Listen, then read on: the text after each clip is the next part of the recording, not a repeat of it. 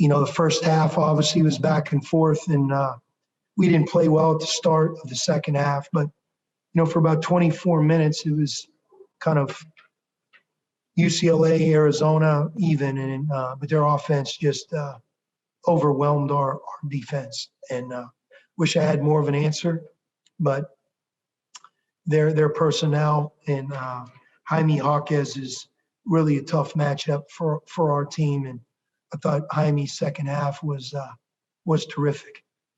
Sean, when a team like UCLA is going on a run like that, what kinds of things do you try to do, or can you try to do, to stop that? I mean, what things do you change to try and get out of that? I mean, you play the ball screens, the pick and rolls differently, which we did. You mix in traps, maybe show them a different look defensively, which is zone. But I mean, you have to understand how small our team is with zone, and some of the same problems that you have against the man-to-man, you have against the zone. But, and our turnovers really hurt us. I know I harp on that quite a bit, but we just had some really poor turnovers. 16 turnovers coupled with how they performed on offense, made the final score what it was. But, when you're playing against a team like them, especially their offense and their efficiency and some of the problems we have against them, got to be really smart, take care of the basketball. And we didn't really have a good night on offense either. And I credit UCLA. I was going to ask you, did you feel like they were hitting good, tough shots, or were they just getting open and hitting shots?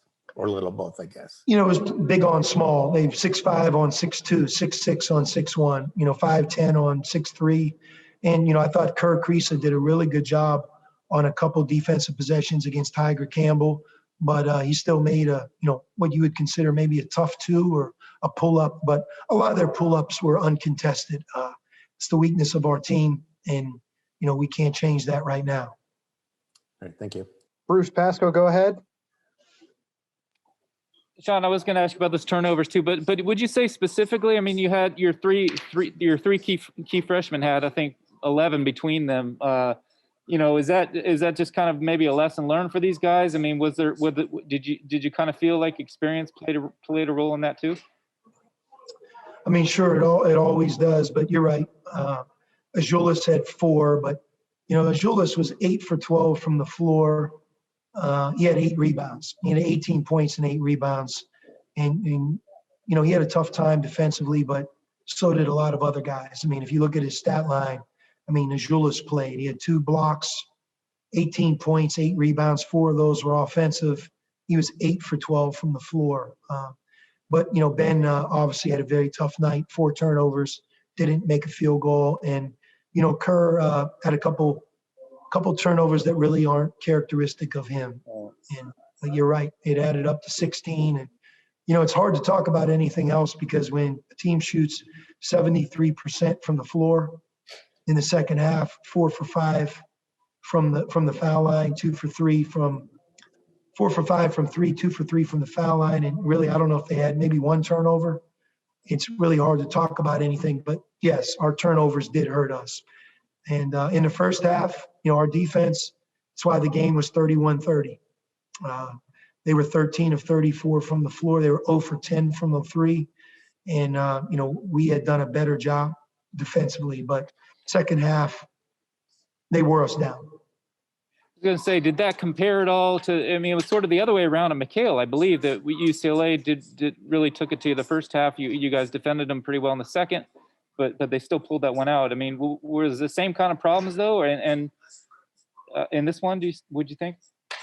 I think we were much better on offense in McHale. It was a higher scoring game. Okay. But, no, we weren't very good on defense. And, I can't really say it's lack of effort. What can you do to change the tide?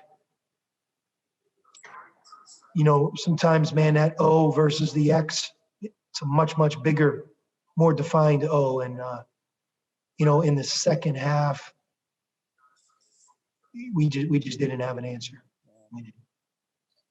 I was just wondering could ask about USC too, and just things don't get maybe any easier playing them too, and what can you kind of do to face them? They have a different makeup on their team, but they're right now our conference's best team. So, they played yesterday, and playing for a Pac-12 championship, and we have to play a great game. If we played a great game tonight, we might not have won, but we would have been right there. And like I said, if you watch the first half, it's kind of a typical UCLA Arizona game. Even the first 4 minutes of the second half, although I don't think we played well. But the last, 16 minutes or 12 of those 16 minutes, we just were overwhelmed. Again, we gave up 19 of 26 from the field. Yeah. Justin Spears, go ahead.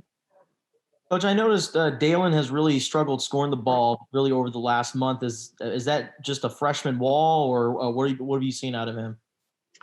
Dalen's strengths right now are a lot of the other things. Scoring will come, but as you get deeper into conference play and scouting becomes even more relevant, and teams are well defined and playing hard. It's clearly a freshman sometimes has those moments, and a number of our freshmen didn't play well tonight. I'm just curious, is it challenging for you? I mean, because you've never really been in this position where you don't have any postseason to look forward to, and the conference race is definitely out of reach for you. I mean, is it challenging to keep everyone kind of locked in? Well, that is the challenge. Is it a challenge for me or our staff? Absolutely. Really the last 3 years, in the Pac-12, we've played 500 basketball. I think, after DeAndre and Alonzo and that group of guys left, we were the Pac-12 champions. That following year, we really started over, as you guys know, and I think we were 8-10 in the conference and lost in the first round of the Pac-12 tournament.